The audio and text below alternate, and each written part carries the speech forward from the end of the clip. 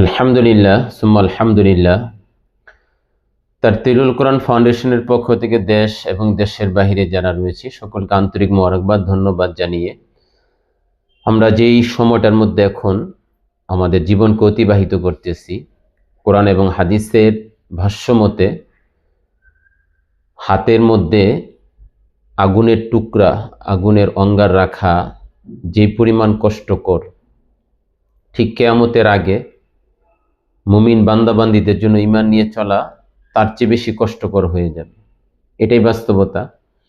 যে যুগে মুসলমান বান্দাবান্দীদের 24 ঘন্টার রুটিনের মধ্যে আমলকে যেখানে আরো বেগমান করা দরকার, আমলকে আরো বাড়ানো দরকার, সুনির্দিষ্ট একটা দলের এজেন্ডা বাস্তবায়নের জন্য সর্বোচ্চ কৌশলে বল প্রয়োগের মাধ্যমে মুসলমানদের 1400 বছরের আমল তারাবির নামাজ 20 রাকাত, সেই তারাবির 20 রাকাত নামাজকে সুনির্দিষ্ট একটি দলের এজেন্ডা বাস্তবায়নের জন্য, তাদের চিন্তা চেতনা বাস্তবায়নের জন্য গোটা পৃথিবীর মুসলমান বান্দাবান্দীদের উপর সেই আমলটাকে চাপিয়ে দেওয়ার একটা অপকৌশল চালানো হচ্ছে। আমরা ইতিহাস থেকে জানি, বাইতুল্লাহ এবং মসজিদে নববীতে 1400 বছর ধরে রাসূলের যুগ থেকে এবং রাসূলের পরবর্তী ওমর ইবনুল খাত্তাব রাদিয়াল্লাহু তাআলা আনহুর যুগ থেকে বা জামাত 20 রাকাত তারাবির নামাজ চলে আসতেছে, যেখানে উম্মত আমলের প্রতি এজমা, আমল করার ক্ষেত্রে ঐক্যবদ্ধ হয়েছেন।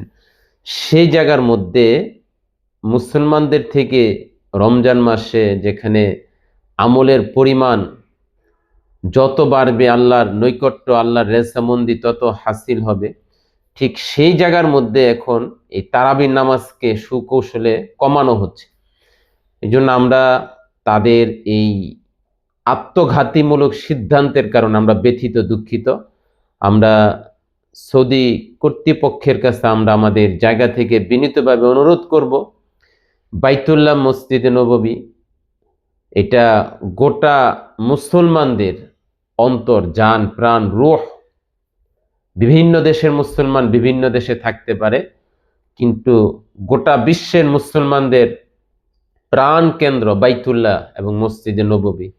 সুতরাং এই জায়গার মধ্যে মেহেরবানি করে আপনারা এই বিষয়কে হস্তক্ষেপ করবেন না। সুতরাং আমরা আমাদের জায়গা থেকে আপনাদের প্রতি বিনীত অনুরোধ, আপনারা এই সিদ্ধান্ত থেকে ফিরে আসেন। এখন করোনা নেই, 20 টাকার তারাবির নামাজকে আবার যেই ধারাবাহিকতায় ছিল আমল, তার উপর সিদ্ধান্ত দিন এবং সিদ্ধান্তে আপনারা ফিরে আসুন।